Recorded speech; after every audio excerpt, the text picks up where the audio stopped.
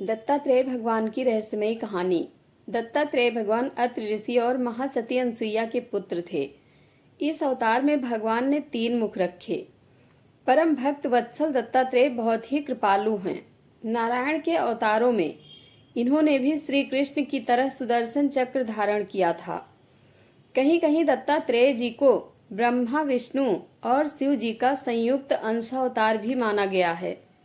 क्या है भगवान दत्तात्रेय की कहानी, आइए विस्तार से जानते हैं।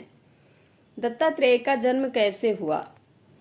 श्रीमद् भागवत पुराण प्रथम स्कंद अध्याय 3 में भगवान नारायण के संपूर्ण अवतारों का वर्णन किया गया है। अनसुईया के वर मांगने पर छठे अवतार में वे अत्रि की संतान दत्तात्रेय हुए। इस अवतार में उन्होंने अलर्क एवं प्रहलाद आदि को ब्रह्म ज्ञान का उपदेश दिया था। आगे भागवत पुराण के ही स्कंद 3 में दत्तात्रेय जी के बारे में और भी विस्तार से बताया गया। इसके अनुसार अत्रि की पत्नी अनसुईया से दत्तात्रेय, दुर्वासा और चंद्रमा नाम के 3 परम यशस्वी पुत्र हुए। ये क्रमशः भगवान विष्णु, शंकर और ब्रह्मा के अंश से उत्पन्न हुए थे। क्यों हुआ था दत्तात्रेय अवतार। विदुर जी श्री मैत्रेय जी से पूछते हैं, कृपया यह बतलाइए कि जगत की उत्पत्ति, स्थिति और अंत करने वाले इन सर्वश्रेष्ठ देवों ने अत्रि मुनि के यहाँ क्या करने की इच्छा से अवतार लिया था। मैत्रेय जी ने कहा, जब ब्रह्मा जी ने महर्षि अत्रि को सृष्टि रचने के लिए आज्ञा दी, तब वह अपनी सहधर्मिणी के सहित तप करने के लिए ऋक्ष नामक कुल पर्वत पर गए। उस वन में वे मुनि श्रेष्ठ प्राणायाम के द्वारा चित्त को वश में करके 100 वर्ष एक ही पैर से खड़े रहे। उस समय वे मन ही मन यही प्रार्थना करते थे कि जो कोई संपूर्ण जगत के ईश्वर हैं, मैं उनकी शरण में हूँ, वे मुझे अपने ही समान संतान प्रदान करें। तब ब्रह्मा, विष्णु और महादेव तीनों जगतपति उनके आश्रम पर आए। उन तीनों का एक ही साथ प्रादुर्भाव होने से अत्रि मुनि का अंतःकरण प्रकाशित हो उठा। उन्होंने एक पैर से खड़े खड़े ही उन देवों को देखा और फिर अर्घ पुष्पादि पूजन की सामग्री हाथ में ले उनकी पूजा की और बोले, मैं आपको प्रणाम करता हूँ। कहिए, मैंने जिनको बुलाया था, आप में से वह कौन महानुभाव हैं? क्योंकि मैंने तो संतान प्राप्ति की इच्छा से केवल एक सुरेश्वर भगवान का ही चिंतन किया था। फिर आप तीनों ने यहाँ पधारने की कृपा कैसे की? आप लोग कृपा करके मुझे इसका रहस्य बतलाइए। अत्रि मुनि के वचन सुनकर देवताओं ने कहा, ब्राह्मण, तुम सत्य संकल्प हो, अतः तुमने जैसे संकल्प किया था वही होना चाहिए। उसके विपरीत कैसे हो सकता था? तुम जिस जगदीश्वर का ध्यान करते थे वह हम तीनों ही हैं।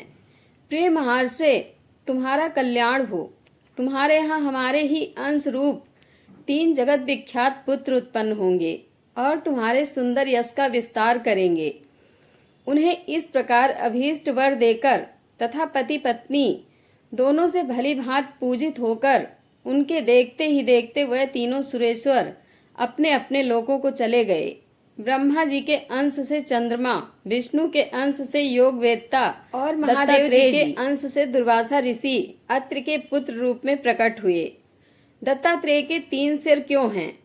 दत्तात्रेय में ईश्वर, गुरु और शिव यह तीनों ही रूप समाहित हैं, इसलिए उन्हें ब्रह्ममूर्ति, सद्गुरु और श्री गुरुदेव दत्त भी कहा जाता है। दत्तात्रेय को शैवपंथी शिव का अवतार और वैष्णवपंथी विष्णु का अंशावतार मानते हैं। दत्तात्रेय को नाथ संप्रदाय की नवनाथ परंपरा का भी अग्रज माना जाता है। मार्कंडेय पुराण में इनके जन्म का वृतांत थोड़ा भिन्न है। उनके जन्म का संपूर्ण वृतांत हमें विस्तार से मार्कंडेय पुराण में भी मिलता है। दोनों पुराणों में केवल वरदान मिलने में अंतर और वह कल्प भेद के कारण आता है। मार्कंडेय पुराण के अनुसार देवों का एक महान कार्य करने के उपरांत देवों ने कहा कि वह उन्हें वर देना चाहते हैं। अपनी इच्छा अनुसार वर मांगो।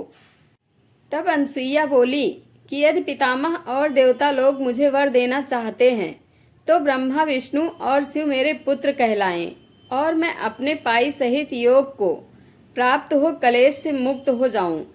अनसुईया का यह वचन सुनकर ब्रह्मा विष्णु और शिव आदि देवता एवं मस्तु कहकर अपने अपने स्थानों पर चले गए। बहुत समय व्यतीत होने पर भगवान अत्रि और उनकी पत्नी के यहाँ सर्वप्रथम ब्रह्मा जी की तेज से रजोगुण युक्त उनके यहाँ पहला पुत्र हुआ जो सोम कहलाए। तत्पश्चात सतोगुण से युक्त भगवान विष्णु दत्तात्रेय रूप से अत्रि मुनि के शरीर से उत्पन्न हुए और क्रुद्ध होकर दुर्वासा जी 7वें दिन ही अपनी माता के उदर से निकल आए थे।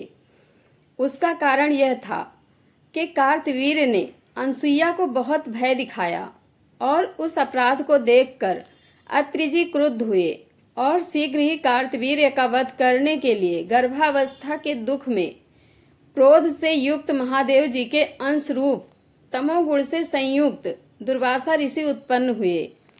दत्तात्रेय जी दुष्टों और दैत्यों का नाश करने तथा सज्जनों पर दया कृपा करने के कारण विष्णु जी के अंश हैं। उनके द्वारा मुनियों का त्याग और दैत्यों का वध। एक दिन योगी दत्तात्रेय जी मुनि कुमारों का साथ छोड़ने के लिए तालाब में उनके साथ स्नान करने को गए और उसमें बहुत काल तक छिप गए, परंतु मुनि कुमारों ने भी उनका साथ न छोड़ा और उनका दर्शन पाने के लिए तालाब किनारे ही खड़े रहे। तब दत्तात्रेय एक अति सुंदर स्त्री के साथ तालाब से निकले। उन्होंने सोचा कि मेरे साथ स्त्री देखकर ये मुनि कुमार मुझे छोड़ जाएंगे और फिर मैं यहाँ अकेला रहूंगा। फिर भी उन्होंने दत्तात्रेय का साथ न छोड़ा और उस स्त्री के साथ मद्यपान करना आरंभ कर दिया। जब दत्तात्रेय जी उस स्त्री के साथ मद्यपान कर गीत वाद्य आदि में रात हुए तो भोग संसर्ग से दूषित होने के कारण मुनि कुमार उन्हें छोड़ गए। योगीश होने के कारण वारुड़ी पीते हुए भी वह दोष को प्राप्त नहीं हुए। दत्तात्रेय जी मदिरा पीते हुए भी स्त्री सहित तपस्या करने लगे। एक समय देवताओं और दैत्यों का बड़ा भीषण युद्ध हुआ। देवों के सेनापति इंद्र थे। एक दिव्य वर्ष तक युद्ध चला जिसमें देवताओं की पराजय हो गई। वह सभी देव दैत्यों की सेना के नाश की अभिलाषा से बृहस्पति की शरण में गए। बृहस्पति जी बोले, महात्मा अत्रि के पुत्र तपोधन दत्तात्रेय जी का आचरण यद्यपि कुत्सित मालूम होता है, परंतु उनको तुम संतुष्ट करने के योग्य हो। वह दैत्यों के विनाश के लिए वरदान देंगे। देवतागण दत्तात्रेय के आश्रम गए और वहां वह लक्ष्मी सहित आश्रम में विराजमान थे। दत्तात्रेय ने उनसे उनके यहाँ आने की अभिलाषा पूछी। तब देवताओं ने उनको सब बताया। इस पर दत्तात्रेय बोले, हे देवताओं, सब असुरों को युद्ध के लिए यहाँ बुला लाओ। मेरे दृष्टिपात से उन राक्षसों का बल और तेज क्षीण हो जाएगा और मुझे देखने से वह नाश को प्राप्त होंगे। दत्तात्रेय का यह वचन सुनकर देवताओं ने दैत्यों को युद्ध करने के लिए ललकारा। फिर दत्तात्रेय के आश्रम में शरण ली। दत्तात्रेय की दृष्टिपात से दैत्य निस्तेज तथा पराक्रमहीन हो गए और उसी समय देवताओं ने उनका वध कर दिया। दत्तात्रेय द्वारा कार्तवीर्य अर्जुन को वरदान। दत्तात्रेय जी द्वारा कार्तवीर्य अर्जुन को शक्तिशाली वरदान मिले थे।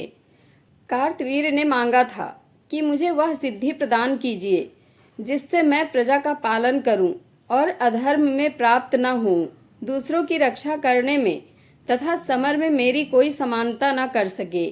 मेरी बलवती 1,000 भुजाएं हों, भूमि पाताल समुद्र आदि में मैं अकेला ही किसी शत्रु से कम न हूँ। मेरे राष्ट्र में कभी धन का नाश ना हो और आप में मेरी शुद्ध भक्ति हो। दत्तात्रेय जी ने बोला था कि तुमको सब प्राप्त होगा और तुम चक्रवर्ती राजा होगे। दत्तात्रेय जी उनसे जुड़ी कुछ अन्य जानकारी। नारायण के अवतारों में इन्होंने भी श्री कृष्ण की तरह सुदर्शन चक्र धारण किया था।